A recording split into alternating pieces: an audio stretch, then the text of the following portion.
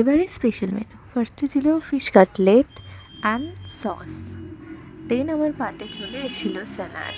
স্যালাডটা আমি খুব বেশি পছন্দ করি, তাই আমি বেশি করে নিয়েছিলাম। তারপরে দিয়ে দিয়েছিল কড়াইশুঁটির kachori and keema chana.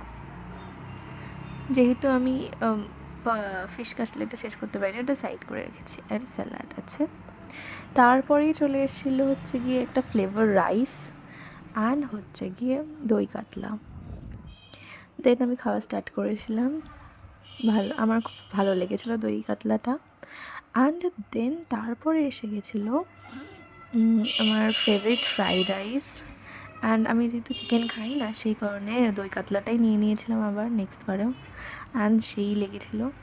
And then তারপরে এসেছিলো চাটনি অ্যাজ ওয়েল অ্যাজ পাঁপড় ভাজা, অ্যান্ড মিষ্টি ছিল, আমি খাইনি। অ্যান্ড পান খেয়ে আমি নিয়ে দেখিয়ে দিয়েছিলাম তোমাদেরকে, যেটা আরেকটা দিয়েছিলো সেটা হচ্ছে কি হজমোলা অ্যান্ড আইসক্রিম।